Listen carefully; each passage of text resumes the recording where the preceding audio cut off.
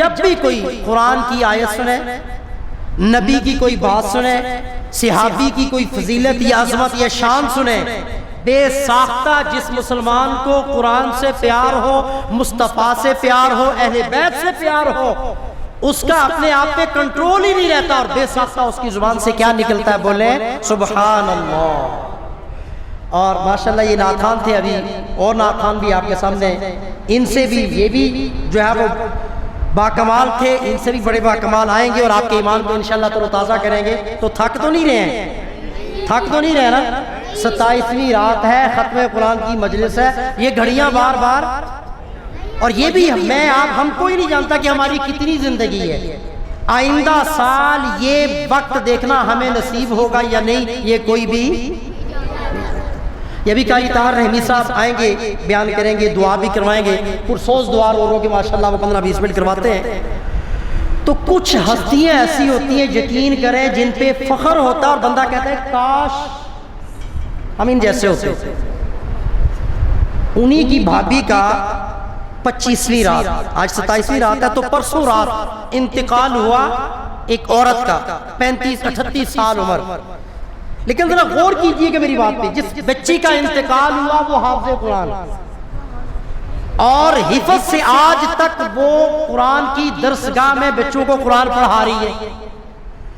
جس عورت کی 4 بیٹیاں ہیں اور چاروں حافظ قرآن، جس عورت کا ایک بیٹا ہے تو وہ بھی حافظ قرآن، اور اس رمضان کے اندر وہ عورت بھی نماز تراویح میں قرآن سنا رہی ہے، اس کی 4 بیٹیاں اور چاروں نماز تراویح کے اندر قرآن سنا رہی ہیں، اس کا ایک بیٹا ہے 5واں، وہ بھی نماز تراویح میں قرآن سنا رہا ہے، اس کا شوہر ہے وہ بھی نماز تراویح میں قرآن سنا رہا ہے، اور 25ویں شب جس کی 4 بیٹیوں کا نماز تراویح میں ختم قرآن، 25ویں شب جس کے بیٹے کا ختم قرآن، 25ویں شب جس ماں کا خود ختم قرآن، اور 25ویں شب ماں نے بھی ختم قرآن کر لیا، 4 بیٹیوں نے بھی کر لیا، بیٹے نے بھی کر لیا، شوہر نے بھی کر لیا، اور 25ویں رات کو وہ اللہ کے پاس چلی گئی۔ ہے کمال کے نہیں؟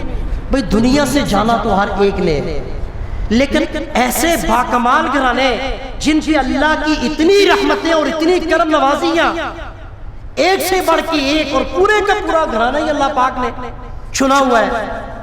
اس میں کسی انسان کا اپنا کمال، شیخ الحدیث چاہے، عالم دین چاہے میرا بچہ حافظ بن جائے، عالم بن جائے، وہ نہیں بن سکتا جب تک اللہ پاک 70,000 مرتبہ محبت کی نظر سے کسی کی طرف نہ دیکھے، اللہ دین کی طرف اس کے قدموں کو اٹھنے ہی نہیں دیتا ہے۔